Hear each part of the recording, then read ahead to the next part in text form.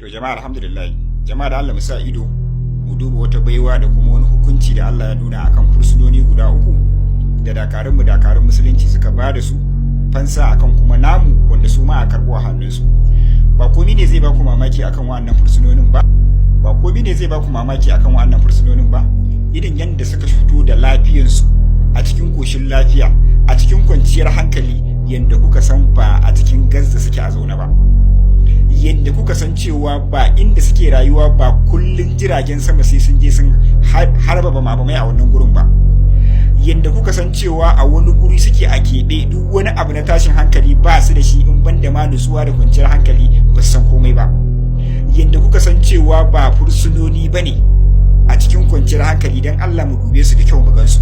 Ga su nan su uku, lafiyarsu kalau da jikinsu da karfinsu da jin daɗinsu. Yanda kuka san cewa duk wani ruwan bamabamai akan da wani giri da wani bamabamai da wasu yaƙi da wani duniya, yanda ka san ba a kansu take ta ba. A lokacin da yan uwan suke tambayar su lafiyansu kalau, amma fa ba a nan gizo yake sakawa fa. Na rantsi da girman Allah an juya musu tunani. An juya musu tunani yanzu gabaki ɗaya hankalinsu yana kan addinin musulunci ne, gabaki ɗaya ba ma ta Yahudawan suke ba. Su uku kawai, saura kusan 90 da wani abu a wajen dakarunmu, uku kawai aka saka, amma cikin ikon Allah lafiyansu kalau, yanda kuka san ba a cikin Gaza. Wai anya ku dakarun nan namu a cikin Gaza suke? Anya ku dakarun nan namu da suke fafatawa da wa'annan Yahudawan sama da shekara ɗaya, da suke fitowa suke yi musu ɓanna sosai, anya ku a cikin Gaza suke, a ƙarƙashin ƙasa suke? Anya ba a cikin wata duniya suke ba?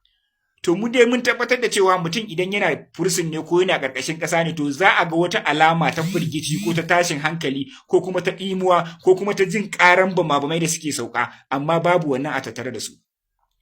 Wallahi al'azim, yanayin yadda dakarunmu suka rike fursunonin nan shi kaɗai ya isa Allah ya kama wa'annan mutanen. Ya isa Allah ya kama wa'annan mutanen. Ku ƙare musu kallo da kyau ku gansu.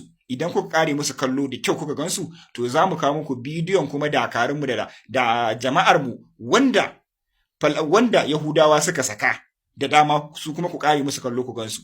Na rantsi da Allah, kana ganin su ka tabbatar da cewa fursun ɗin ƙasar Yahudu kawai in banda azabtar da su, wasu ma guntayen hannu ne da su, wasu ma shokin aka dinga yi musu, wasu ma an cire musu kunnuwansu, wasu ma in ka gansu ma a yanzu haka ko an basu ba za su yi amfani ba. Amma da yake zuciyar musulunci zuciya ce, wa'annan fa ba a ma bari ma wani tashin hankali ya same su ba. Duk wani abin da suke bukata a ciki ana yi musu, hankalinsu kwance. Wallahi irin wannan abin kadai ya isa Allah ya kama su. Abun kunya gashi nan dai.